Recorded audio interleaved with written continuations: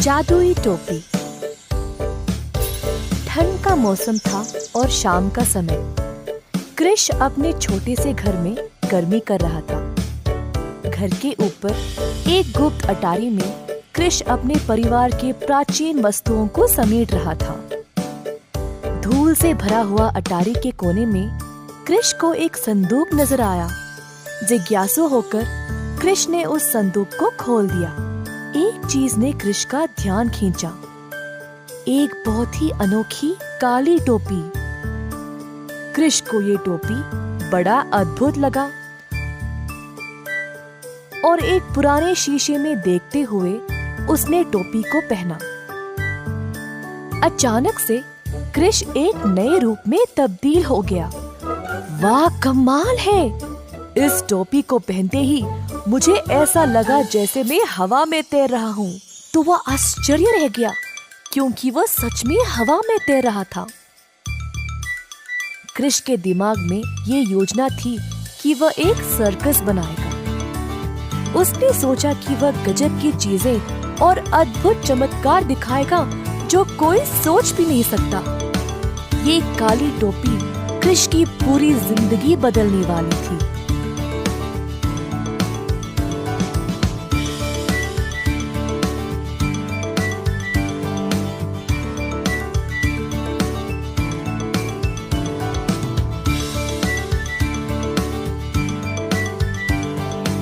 Circus की खबर आग की तरह पूरे शहर में फैल गई और लोग इस अनोखे सर्कस को देखने के लिए जमा होने लगे। इन सब हलचल के बीच थी एक बूढ़ी महिला। वो सोचने लगी कि ये सर्कस अचानक से कहां से आया।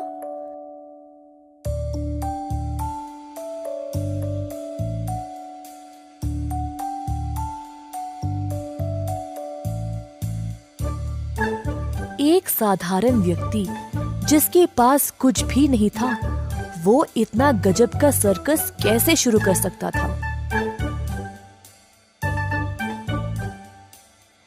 उत्सुक होकर बूढ़ी महिला ने कृष का पीछा करते करते उसके घर पहुंची और उस पे जासूसी करने लगी।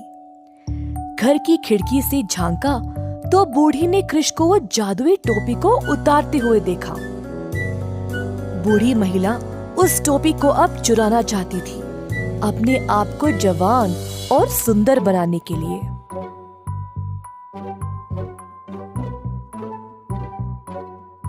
कृष की अनुपस्थिति में बूढ़ी महिला घर के अंदर चोरी छुपे आकर टोपी उठा ले गई।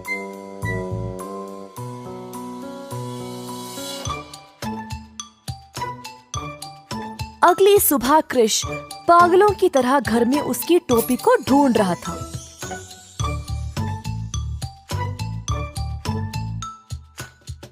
टोपी गुम होने के कारण कृष बाहर भाग निकला ढूंढने के लिए। कुछ दूर पहुंचने के बाद उसने देखा कि एक जगह भीड़ जमी हुई थी। जल्दी से वह आगे बढ़ते गया और रास्ते में उसने अपने दोस्त श्याम से पूछा कि वहाँ हो क्या रहा है।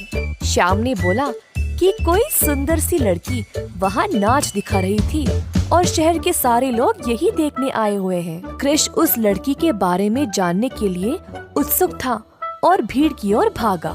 कृष ने देखा कि एक लड़की नाच दिखा रही थी, रंगीन कपड़े और एक लंबी लाल टोपी पहने हुए।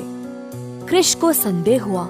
नाच समाप्त होने के बाद लड़की ने सबसे पैसे लिए और चुपचाप भीड़ में गायब हो गई। कृष ने अपने दोस्त श्याम को साथ लिया, उस लड़की का पीछा करने लगे। लड़की अपनी टोपी उतारी। टोपी उतारते ही सुंदर लड़की एक बूढ़ी बदसूरत महिला में बदल गई। कृष को तुरंत पता चल गया कि उसकी टोपी चुराने वाली और कोई नहीं, बस यही बूढ़ी महिला थी। कृष और श्याम ने जल्दी से योजना बनाई टोपी वापस पाने के लिए। कृष घर के सामने वाले दरवाजे पर खड़ गया। कृष को देखते ही बूढ़ी महिला डर कर भागने लगी और तभी श्याम ने उसे पीछे के रास्ते से पकड़ लिया। बूढ़ी महिला ने दावा किया कि टोपी उसकी ही थी।